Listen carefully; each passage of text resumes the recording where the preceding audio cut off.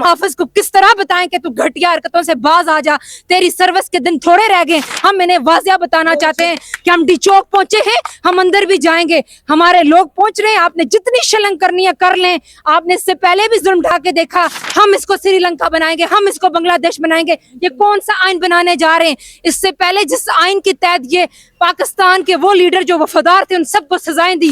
देखें जी, हम पैदल चल के आए, हम बाइक पे आए हैं, जो रास्ते में इन्होंने कंटेनर लगाए हुए हैं वो भी वेल्ड करके लगाए हुए हैं। पाकिस्तानी कौम को इस टाइम इमरान खान की कॉल है, उन्होंने हर सूरत पहुंचना है और जगह जगह से जो काफिले निकल आए हुए हैं उस तरफ से केपीके से हमारा शेर आ रहा है, इमरान खान का सिपाही, उसने ये फैसला कर लिया हुआ है कि वर्कर्स पहुंचे, वो आ रहा है। जब तक इमरान खान की कॉल नहीं आएगी हमें जानों की बाजी देनी पड़ी, हम देंगे। हमारे ऊपर मुसल्लत दहशतगर्दों को हम बताएंगे कि अब आपकी दहशतगर्दी नहीं चलेगी, 17 सीटों का वज़ीर आज़म को अब घर जाना होगा।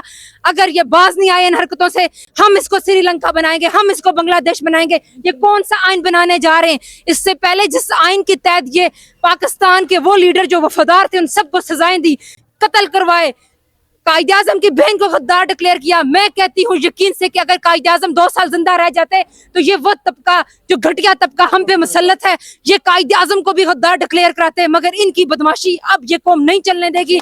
22 करोड़ अवाम इस टाइम डट के खड़ी है, हम अपने लीडर को भी रिहा करवाएंगे, हम इनकी बदमाशियां भी इस्लामाबाद के अंदर से खत्म करेंगे। मौजूदा सूरत हाल काफ़ी गंभीर है, क्योंकि कंटेनर जो लगाए गए डी चौक के लिए जहां पे इमरान खान ने एहतजाज की कॉल दी है वहां पर जाना नामुमकिन है। आप लोग कोशिश करेंगे? अगर कोशिश में आप लोग कामयाब हो गए, आया ये एहतजाज होगा या धरने की सूरत में चेंज होगा?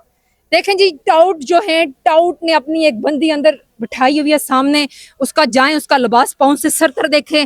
वो जो बकवास किए जा रही है वहाँ बैठ के, वो साबित ये करना चाहते हैं कि ये पीटीआई की कोई खातून है जो अदारों के ऊपर भौंक रही है, जबकि अदारे की कोई इज्जत नहीं होती। इमरान खान ने कहा इज्जत कौम की है, और वो अदारे हमारे टैक्स पे चलते हैं। कौन से अदारे, कौन सी पाक आर्मी? इसको तो मेरे ख्याल से अब पाक भी नहीं कहना चाहिए। ये सुनना क्या चाहते हैं हमसे? हम इन्हें वाजिया बताना चाहते हैं कि हम डी चौक पहुंचे हैं, हम अंदर भी जाएंगे, हमारे लोग पहुंच रहे हैं, आपने जितनी शलंग करनी है कर लें। आपने इससे पहले भी जुल्म ढा के देखा, 2022 से लेकर 24 आ गया, आपकी बदमाशियां नहीं खत्म हुई। आपने 17 सीटों के वज़ीर आज़म और प्लास्कट की नानी को जिस तरह कौम के ऊपर मुसल्लत किया हुआ है, और उस तरफ से वो मोहसिन नकवी जैसे कुत्ते, काजी यजीद जैसा बंदा, वो राजा पता नहीं कहाँ का है, वो राजा है भी कि नहीं है। वो लगता तो मुझे हरकतों से कोई जलाया है, उस जलाए की हरकतें ने पूरे पाकिस्तान को वक्त डाला हुआ है। क्या सुनाऊंगी कि नबी पाक सल्लल्लाहु अलैहि वसल्लम के साथ एक सहाबा सफर पे थे, कबूतर गंदगी में मुंह मारा था, तो सहाबा ने नबी पाक सल्लल्लाहु अलैहि वसल्लम से अर्ज किया, या रसूलल्लाह ये क्या माजरा है कि ये तो पाक चीज है।